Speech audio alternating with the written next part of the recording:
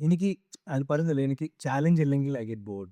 അപ്പോൾ ഇതിൽ കൂടെ ആക്ച്വലായിട്ട് ചിലപ്പം ലൈക്ക് ഫൈറ്റ് സീക്വൻസും മറ്റു വിഷയങ്ങൾ we could have done it easier. അപ്പം ഞാൻ അവരുടെ അടുത്ത് പറയും, ഏയ് അവൻ എന്നെ ചെറിയ അടിച്ചിട്ടില്ല, എന്നെ കുറിച്ച് ഒരു 2 അടി എനിക്ക് കിട്ടിയാൽ ഇറ്റ് ബി ബെറ്റർ അല്ലേ.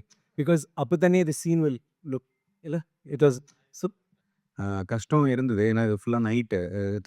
நைட் ஒரு 6:00 ஸ்டார்ட் பண்ணோம்னா, காலையில 6:00 வரைக்கும் ஷூட் போகும். ஸோ, அந்த 100 நாள் எனக்கு தெரிஞ்சு எங்க அ எல்லாருக்குமே வெளி உலகத்தில என்ன நடந்ததுன்னே தெரியாது. ஏன்னா, காலையில போயி, தூங்கி, திருப்பி லஞ்ச்லாம் சாப்பிடாம, டின்னர் சாப்பிட்டு அப்படிதான் எல்லாருமே வந்துட்டுருந்தாங்க. என்னன்னா, இப்ப இது எவ்வளோ கஷ்டம்னு கேட்டீங்கல்ல, ஆனா இவங்க இவங்க இங்க இருக்கிற எல்லாருமே பத்தல இன்னும் சேலஞ்ச் பண்ணுங்க. அப்படி அப்படி கேட்கிற ஆட்கள். இவங்களுக்கு என்ன போட்டாலுமே பத்தாது. எவ்வளோ குடுத்தாலும் பத்தாது. என்ன பண்ணாலும் பத்தாது.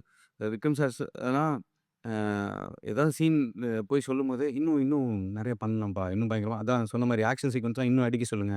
இன்னும் கீழ போட்டு இழுக்க சொல்லுங்க. தரையில படுத்து உருள்றது. அந்த மாதிரி எனக்கு அதெல்லாம் நான் கேட்பேன். "Sir are you comfortable?" "நீங்க ஓகே சார் பண்ணிடுங்க." "ஓகேப்பா, ரெடிப்பா, ரெடி. ரெடினா சொல்லுங்க." அப்படின்னு. இப்ப சூர்யா சார் ஒரு நாள் சொன்னாரு, "சார் நான் வந்து 100 மூட தூக்குறேங்க சார். நீங்க எனக்கு 10 மூட குடுத்தா பத்தாது சார். 110 மூட, 200 மூட குடுங்க சார். அப்பதான் எனக்கு." ஸோ அது பாருங்க எது குடுத்தாலும் பத்தல. கஸ்தூரி சார் நீ 100 பேஜ்.